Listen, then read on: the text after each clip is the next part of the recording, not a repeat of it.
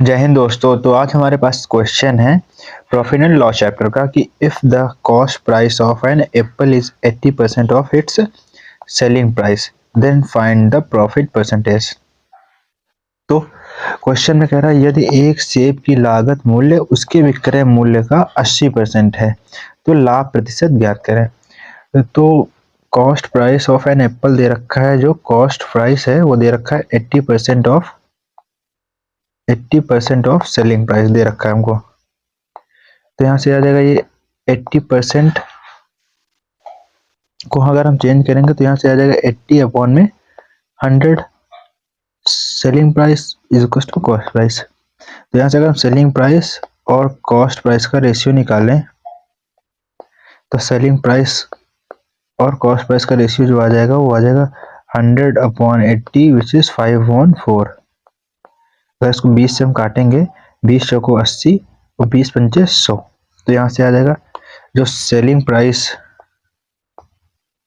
और cost price का जो रेशियो है वो हमारे पास आ गया 5/4।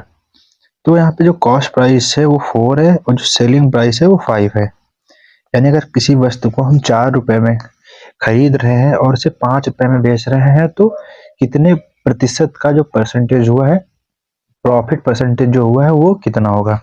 तो हमें पता है जो प्रॉफिट परसेंटेज होता है वो होता है जो गेन हुआ है, गेन यानी कि जो गेन हुआ है वो अपॉन में होता है कॉस्ट प्राइस इंटू 100। अब जैसे हमने 4 रुपए की कोई चीज खरीदी, उसे 5 रुपए में बेच रहे हैं तो गेन कितने का हुआ, 1 का। तो 1 का गेन हुआ है और कॉस्ट प्राइस कितना है, कॉस्ट प्राइस हमारे पास है 4 और मल्टीप्लाई करेंगे इसे हम 100 से। तो यहाँ से अगर हम 4 से इसे काटेंगे तो 4 दूनिया 8, 4 पंचे 20, यानी जो परसेंटेज होगा प्रॉफिट का वो आएगा 25%। क्या आएगा, 25%, जो कि होगा ऑप्शन नंबर बी। तो ऑप्शन नंबर 20 क्वेश्चन का आंसर आ गया है। अगर इसको हम दूसरे मेथड से करने को सोचे तो दूसरा मेथड भी होगा कि जो 80% है, 80% को अगर हम डायरेक्ट लिखना चाहें तो 80% को अगर डायरेक्ट लिखें 4/5 हो जाएगा। तो 5 जो है यहाँ पे सेलिंग प्राइस है और 4 जो है कॉस्ट प्राइस।